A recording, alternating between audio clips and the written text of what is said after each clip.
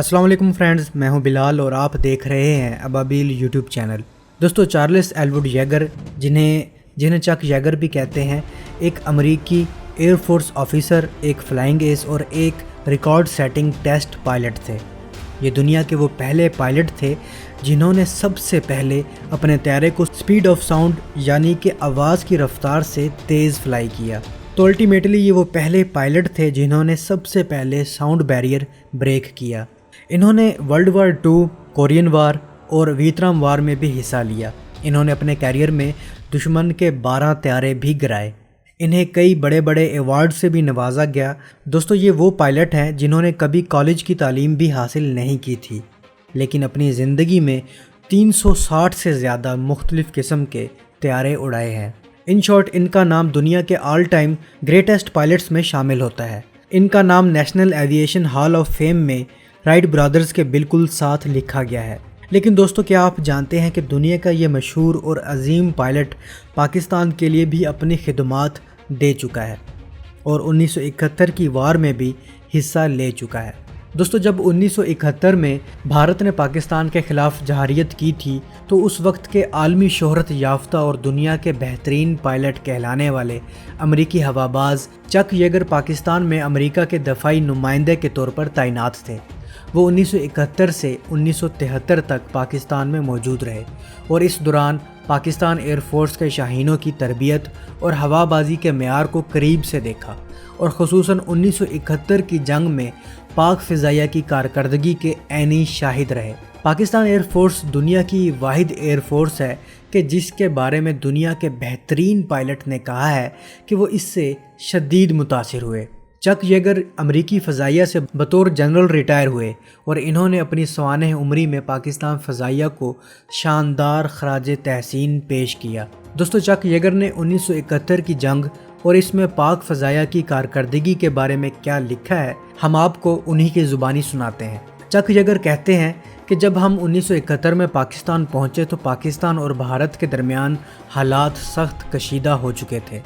روس نئے جہازوں اور ٹینکوں کی بھاری تعداد کے ساتھ بھارت کی پشت پناہی کر رہا تھا۔ چین اور امریکہ پاکستان کی حمایت کر رہے تھے۔ میری ذمہ داری پاکستان ایئر فورس کو ملٹری مشاورت فراہم کرنا تھی۔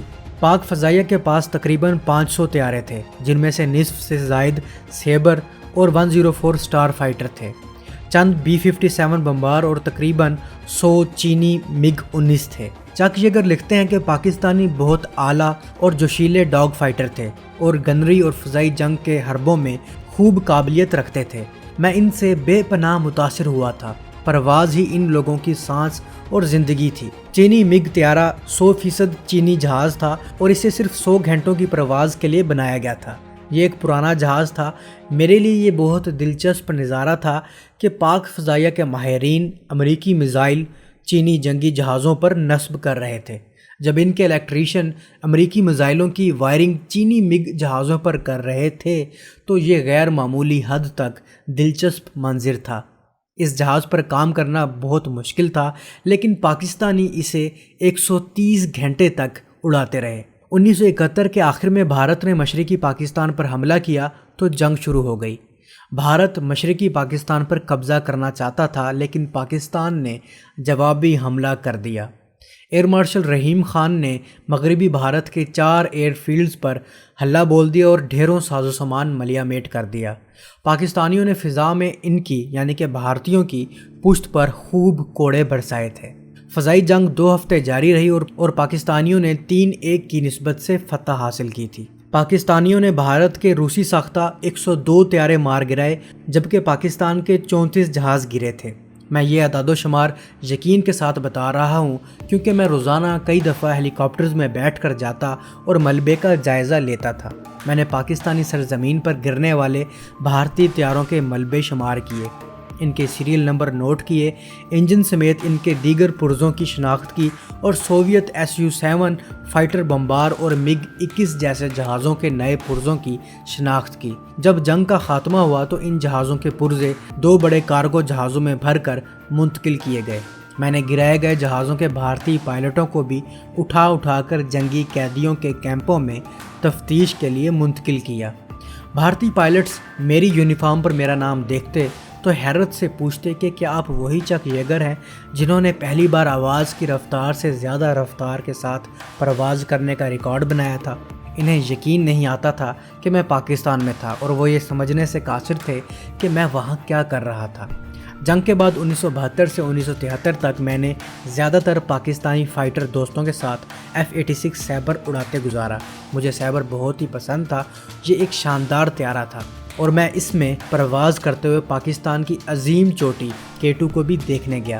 یہ ایک شاندار چوٹی ہے اور زمین پر پائی جانے والی کسی بھی اور چوٹی سے زیادہ خوبصورت اور متاثر کن ہے۔ جنگ کے خاتمے کے بعد میں تقریباً 1 سال تک پاکستان میں رہا اور یہ میری زندگی کا پر لطف ترین اور سب سے حسین دور تھا۔ تو دوستو، یہ تھے چک ییگر کے پاکستان اور پاکستان ایئر فورس کے بارے میں خیالات۔ دوستو، چک ییگر 7 دسمبر 2020 کو 97 سال کی عمر میں لاس اینجلس کیلیفورنیا میں انتقال کر گئے۔ تو امید ہے دوستو آپ کو یہ چھوٹی سی ویڈیو پسند آئی ہوگی۔ اگر آپ کو یہ ویڈیو پسند آئی ہے تو اپنے دوستوں کے ساتھ ضرور شیئر کیجیے گا اور کامنٹ سیکشن میں اپنی رائے کا اظہار بھی ضرور کیجیے گا۔ میں ملتا ہوں ایک نئی اور دلچسپ ویڈیو کے ساتھ، تب تک کے لیے اجازت، اللہ حافظ۔